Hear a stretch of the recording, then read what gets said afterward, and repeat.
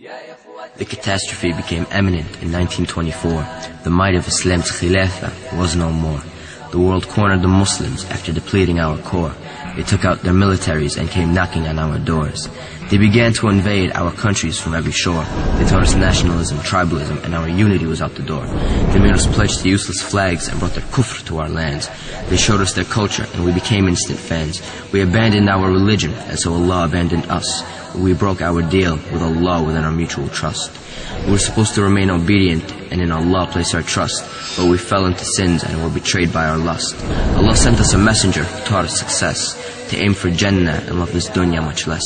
But we took the blessings of honor and power for granted, so when we strayed from Islam, a wake-up call we were handed. The troops of the devil in our nations quickly landed to colonize the Muslims with their kufr so candid. But we still didn't learn, and so soon we became related. They were far from Allah, and Islam is what they hated. We too loved this dunya, and our iman had long faded. We didn't realize that the gates of Jannah are gated. Earning Jannah means putting desires to the side, if we expect the gates of paradise to open for us wide. But since we abandoned Allah and forgot our religion, Allah says be, and so He carries out His decision. The worst amongst us were made to lead us. They too were oppressors and didn't even feed us. Allah withdrew our khilafah and woke us up to a reality that our success is with Allah and not with ethnic principalities. That we need to put our ethnicities and worldly love to the side and hold firmly to the rope of Allah, not swimming with the tide.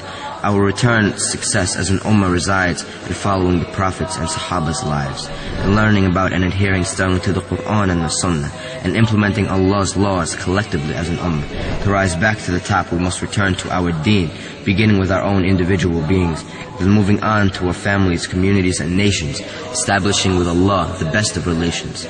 So let's invest in akhirah instead of over-enjoying life, and be prepared for this means considerable strife.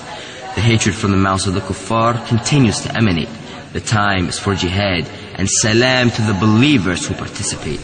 Allah's Messenger sallallahu alayhi wasallam said that the kuffar would attack and Muslim blood would be shed, because we're obsessed with the dunya and abandon jihad, that we love this life and would hate to be dead. And until we return to our deen, this condition remains, that we stand humiliated until we rethink our aims. We are here to establish Islam on this earth. So by the will of Allah, let's give Islam a rebirth.